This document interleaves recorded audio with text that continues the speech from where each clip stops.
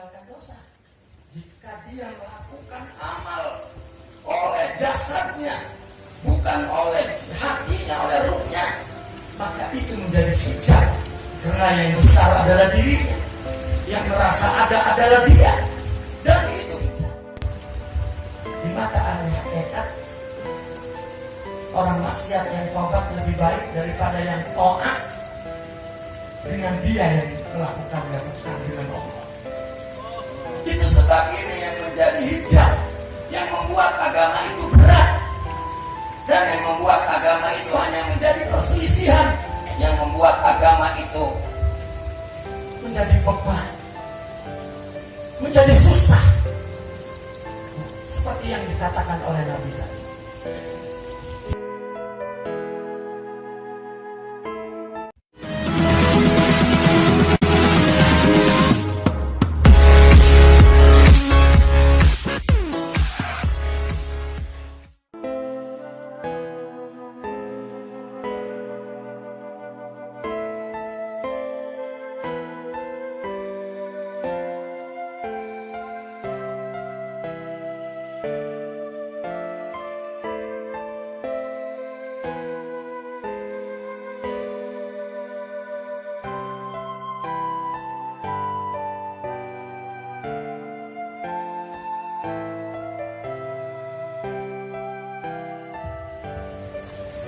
Bismillahirrahmanirrahim. Assalamualaikum warahmatullahi wabarakatuh. Waalaikumsalam warahmatullahi wabarakatuh. Alhamdulillah, wassalatu wassalamu ala rasulillah wa ala alihi wa ashabihi wa mawalah, amma ba'd. Pertama-tama yang kita muliakan guru kita Syekh Abuya Haji Amran Wali beserta Umi dan keluarga beliau, putra putri beliau. Semoga senantiasa beliau disehatkan badannya oleh Allah Subhanahu wa taala, dipanjangkan umurnya, dan juga senantiasa berada dalam inayah, riayah, hifz dan dekapan Allah Subhanahu wa ta'ala.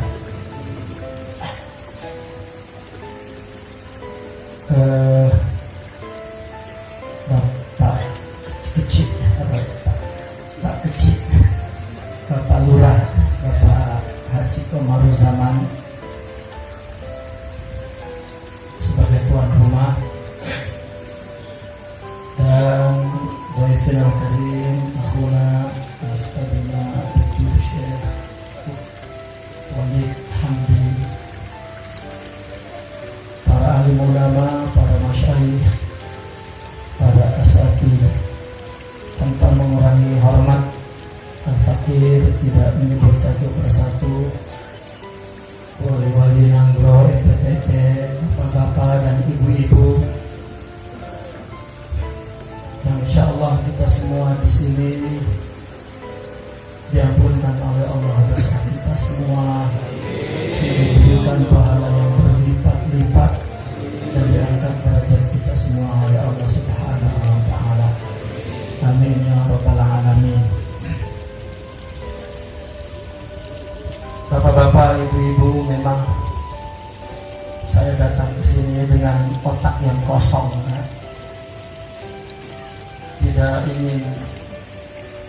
Tidak ada dalam pikiran ini menyampaikan apa-apa. Terserah Abuya. Sampai di sini Abuya memberi judul dakwah apa yang diangkat pada hari ini. Cuma judulnya mengejutkan. Tapi alhamdulillah dengan madad Abuya, Allah memberikan satu tema, mudah-mudahan sesuai dengan permintaan Abuya. Bapak-bapak dan ibu-ibu, bahwa satu ketika ketika Al-Imam Abul Hasan Ali Asyazili radhiyallahu anhu sebagai seorang pelajar murid pada waktu itu kepada gurunya, yaitu Sidna Abdus Salam Ibn Mashish. Beliau bertanya kepada gurunya, wahai guruku, apa makna hadis Rasulullah Shallallahu Alaihi Wasallam, yassiru wa la tu'assiru, ad-dinu yusrun. Nabi bersabda, agama itu mudah. Ya, kemudian Nabi berkata, permudahlah, jangan persusah. Jadi rupanya Abu Ya menyuruh Al-Fakir untuk menerangkan dakwah apa yang masa ini adalah dakwah bagaimana agar mempermudah umat Islam di dalam melaksanakan agama Allah ini, sebagaimana yang diperintahkan oleh Rasulullah tadi, ad-dinu yusrun, agama itu mudah, yassiru wa la tu'assiru, permudahlah, jangan persusah. Ada dalam riwayat Al-Bukhari, Rasulullah SAW berkata, inna dina yusrun lan yushadda ad-dina ahadun illa ghalabah fasaddidu wa qaribu wa abshiru ila akhirih. Agama adalah mudah dan tidaklah seseorang yang membuat agama itu jadi berat melainkan atau jadi susah, melainkan agama itu akan menjadi beban yang berat baginya. Maka kemudian Nabi mengatakan, fasaddidu, fastaqimu, istiqomahlah. Kemudian waqaribu, dan hampirkan, permudahlah maksudnya. Wa abshiru, dan berikanlah kabar gembira. Dalam kesempatan lain Rasulullah SAW bersabda, halakal mutanatti'un, halakal mutanatti'un, halakal mutanatti'un, iyyakum wal ghuluw fid din fa innama ahlaka man kana qablakum al ghuluw fid din. Kata Nabi, jangan jauhkanlah gulu. Apa gulu itu? Ekstrim. Ya, apa gulu itu? Pertama Nabi mengatakan, rusaklah orang yang mutanati'. Tanattu adalah tasyaddud, menjadikan agama ini susah dan seterusnya. Jadi rupanya yang Abu Ya perintahkan pada malam ini menjelaskan tentang dakwah yang perlu dihadirkan di zaman sekarang adalah bagaimana melaksanakan agama yang dikatakan oleh Rasulullah mudah, bagaimana membuat pelaksanaan atau agama ini menjadi mudah. Hadis ini ditanyakan, saya mengutip kisah seorang murid bertanya kepada gurunya, apa makna hadis yang tadi dibacakan itu semua? Maka Syekh Abdul Salam Ibn Mashish mengatakan, dulluhum ala Allahi wa la tudulluhum ala ghairi. Jadi makna hadis, permudahlah, jangan bersusah, tuntunlah, bimbinglah, bawalah, ajaklah umat Islam ini kepada Allah. Jangan ajak, tunjukkan, bimbing, bawa kepada kepada selain Allah. Itu jawaban daripada seorang sufi. Fa inna man dallaka 'ala dunya faqad ghashyak wa man dallaka 'ala al-'amal faqad at'abak wa man dallaka 'ala Allah faqad nasahak. Orang yang menunjukkan Anda, menganjurkan Anda, membawa Anda dalam agama ini tujuannya untuk dunia, kepentingan politik, kepentingan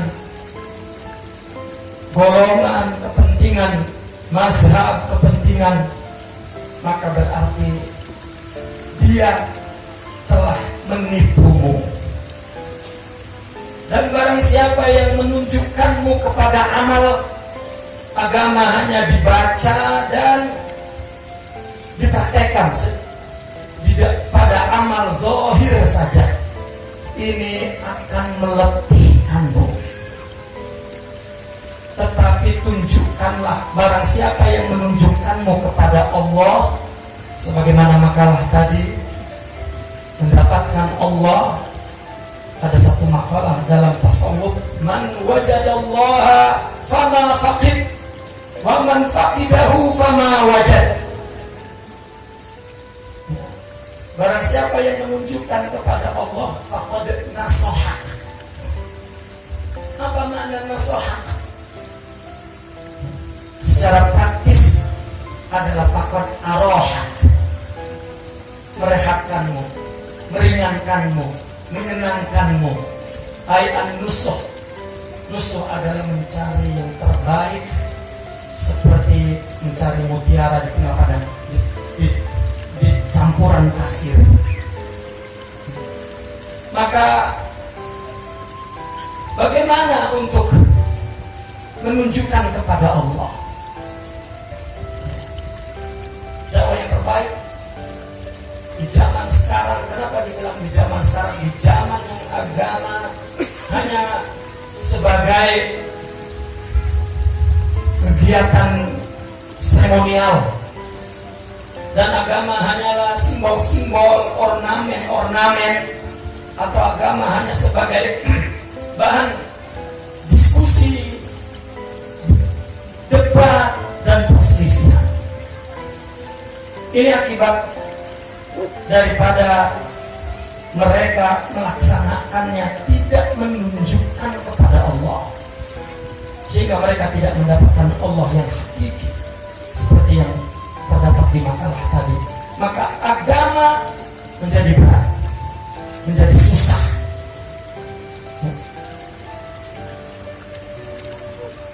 Orang-orang sufi mengatakan, orang yang gulu, orang yang tasyadud, orang yang ekstrim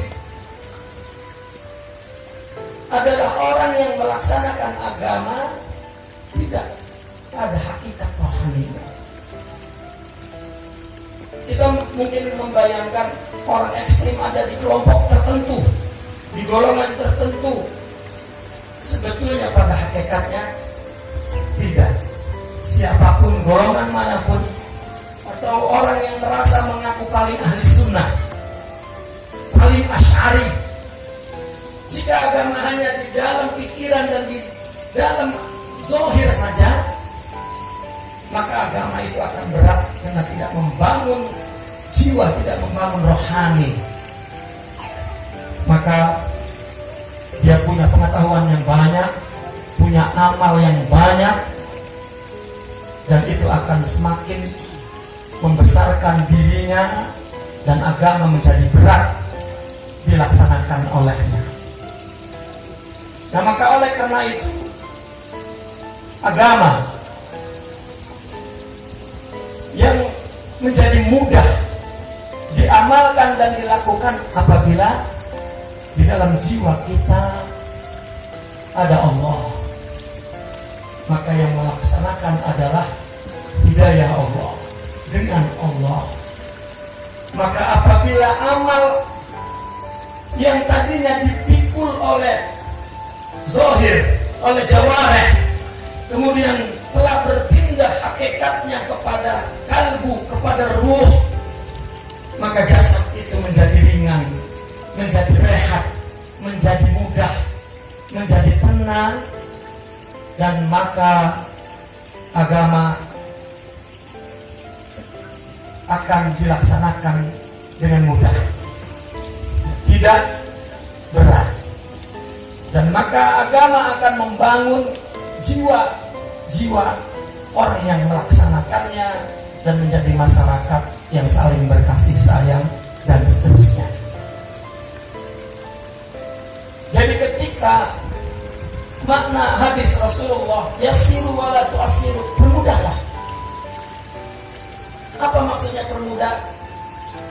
Bimbinglah mereka kepada Allah, bukan kepada amal. Oleh karena itu Imam Asy-Syadzili pernah berkata, "Syaikhuka man laisa syaikhuka man yadulluka ala ta'abik, innama syaikhuka man yurihuka min ta'abik." Guru murabbi bukanlah guru yang membawamu, menunjukkanmu kepada letih, tetapi guru itu yang menunjukkanmu kepada kerehatan, keringanan dari keletihan, yaitu mengajak kita, membimbing kita kepada Allah, kepada ajakan rohani, kepada menjadikan agama itu hakikatnya ada di dalam rohani, dan yang melaksanakan agama bukan jasad tetapi rohani, maka dia akan mudah, agama itu akan rehat, akan ringan. Itulah dakwah yang diperlukan oleh zaman sekarang, sehingga ketika dia makin banyak melakukan amalnya, makin membuat dia kecil, bahkan tiada, hilang, fana, bahkan semakin merasa berhutang kepada Allah yang tiada putus-putusnya, maka makin hilang dirinya, dan semua hidup dan perintah agama dilakukan dengan mudah. Maka ini menepati hadis yang kita baca tadi, "Lam yushadad dina ahadun illa ghalaba." Orang yang menjadikan agama ini berat, artinya diamalkan di atas zahirnya saja, maka agama itu akan menjadi beban yang memberatkan dia. Maka disuruh asad dari wastaqamu. Apa wastaqamu? Istiqomahlah. Arti istiqomah, tegakkan hidup dan ibadah ini garis lurus tegak karena Allah, dan itu tidak bisa melainkan dengan Allah, dengan rohani, sehingga waqaribu, maka yang melakukan ibadah itu pada hakikatnya Allah. Kemudian wa absyiru, dan Nabi menyuruh, ini perintah dari fasaddidu waqaribu wa absyiru, perintah. Di dalam balaghah, perintah juga berarti khabar. Nabi memberitahu, jika agama dilakukan dengan rohani, dengan jiwa, pada hakikatnya dengan Allah, maka agama itu akan dilakukan lurus untuk Allah. Saddidu wa qaribu, dan yang melakukan pada hakikatnya Allah, wa absyiru, itu berita bahwa dia akan bahagia, gembira, sejahtera melakukan perintah Allah, baik perintah agama dan perintah hidup. Bapak-bapak dan ibu-ibu, pada zaman sekarang tidak kurang ilmu dan tidak kurang amal. Semua ulama memerintahkan umat kepada amal. Allah berfirman, "Innaha lakabiratun illa 'alal khashi'in."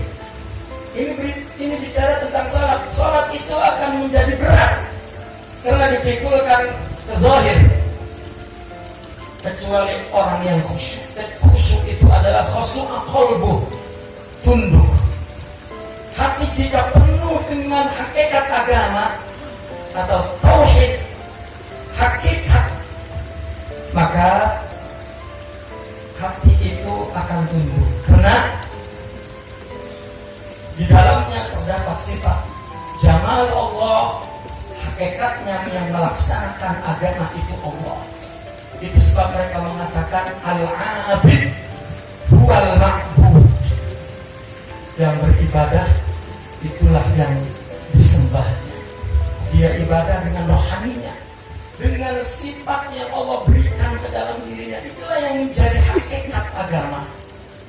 Apa hakikat agama itu? Tauhid. Dan tauhid yang diangkat oleh majelis MPTK ini adalah hakikat agama. Dan itulah yang membuat orang melaksanakan agama ini dengan mudah. Namun itu tidak dapat dilakukan melainkan melalui guru. Kenapa? Karena kita melihat perjalanan untuk menjadikan agama itu berada di dalam hati hakikatnya, seperti yang dikehendaki oleh keterangan yang telah kita bacakan tadi dari hadis dan dari seorang sufi. Maka kita perlu membuang kotoran yang ada di hati kita, yang disebut at-takhalli. Kotoran apa bapak-bapak dan ibu-ibu sekalian? Bukan kotoran maksiat. Orang jika masuk tarekat disuruh takhalli, karena inilah marhalah pertama, masa pertama. Bukan kotoran dari maksiat. Orang disuruh membersihkan kotoran dari maksiat, dari pelanggaran kepada agama. Itu tidak perlu masuk tarekat. Semua orang Islam disuruh bertobat, meninggalkan perbuatan buruknya, pelanggaran kepada agamanya. Karena itu dosa yang akan membuat ruh jadi hitam, jadi gelap. Tetapi ketika orang masuk tarekat, ketika orang mencari guru, dia ingin mendapatkan hakikat agama yang ada di hati gurunya. Namun tempatnya ini mesti dikosongkan. Imam Ibnu Arabi memberikan istilah tatrihul mahal, katanya, mengosongkan tempat, takhalli. Dari apa sebetulnya? Dari dosa yang ditinggalkan oleh perbuatan taat yang dilakukan bukan dengan Allah. Jadi takhalli itu sebetulnya membersihkan dosa dari taat. Bagaimana taat meninggalkan dosa? Jika dia melakukan amal oleh jasadnya, bukan oleh hatinya, oleh ruhnya, maka itu menjadi hijab. Karena yang besar adalah dirinya, yang merasa ada adalah dia, dan itu hijab. Di mata ahli hakikat, orang maksiat yang taubat lebih baik daripada yang taat dengan dia yang melakukannya bukan dengan Allah. Itu sebab ini yang menjadi hijab, yang membuat agama itu berat, dan yang membuat agama itu hanya menjadi perselisihan, yang membuat agama itu menjadi beban, menjadi susah. Seperti yang dikatakan oleh Nabi tadi, tidak tasbih, seperti yang dikatakan pasang hidup, tidak lurus, tidak istiqomah, tidak siratal mustaqim, tidak murni, seperti mana yang dikatakan agama itu adalah khalis, ad-dinul khalis. Nah, maka takhalli ini membersihkan kotoran dari amal taat. Sayyidina Abdul Qadir Al-Jilani radhiyallahu anhu berkata, "Rubba maksiatin awrasat dhullan wa inkisara, wa rubba ta'atin awrasat izzan wa inkisara."